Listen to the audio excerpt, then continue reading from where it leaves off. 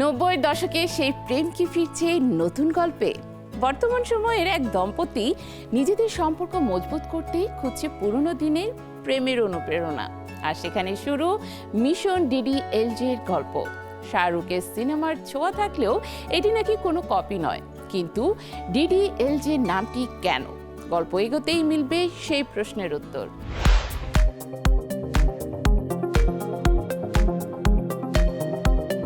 একটা সময় ছিল যখন প্রেম মানেই ছিল চিঠি, অপেক্ষার প্রিয় মানুষকে পাওয়ার জন্য হাজারো বাধা পেরিয়ে যাওয়া।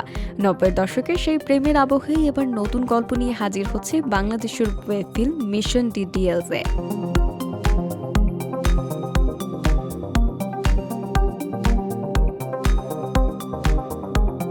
তবে গল্পটা শুধু পুরনো দিনের প্রেম নয়, এর ভেতরে লুকিয়ে আছে বর্তমান সময়ের এক সম্পর্কের নতুন সমীকরণ।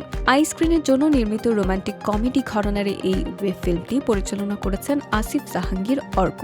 আর নামের মধ্যেই যেন লুকিয়ে রাখা হয়েছে গল্পের একটি সূত্র। DDLJ কেন? এই প্রশ্নের উত্তর এখনই খোলাসা করতে চান না নির্মাতা। দর্শক কন্টেন্ট দেখলেই নাকি বুঝতে পারবেন এর পেছনের আসল অর্থ।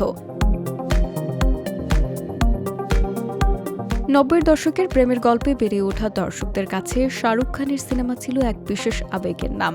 সেই আবেগের ছোঁয়া মিশন DDLJ-তেও থাকছে। তবে নির্মাতার স্পষ্ট বক্তব্য, এটি কোনো সিনেমার সরাসরি কপি নয়।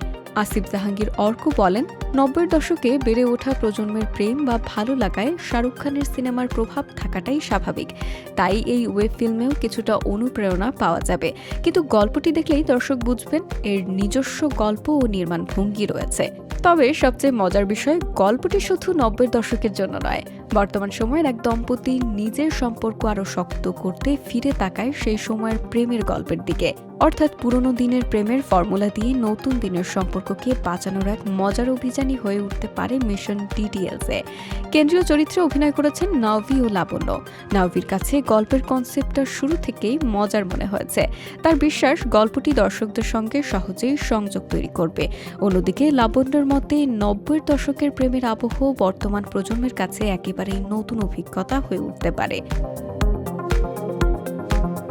ওয়েব ফিল্মটিতে আরও অভিনয় করেছেন আরমান বিন মাহমুদ, সাদিয়া ইসলাম জুই, শওকত শোভন, মাসুদ মহিউদ্দিন, শাহানা আফরোজ স্বপ্না ও শারমিন সুলতানা শর্মী।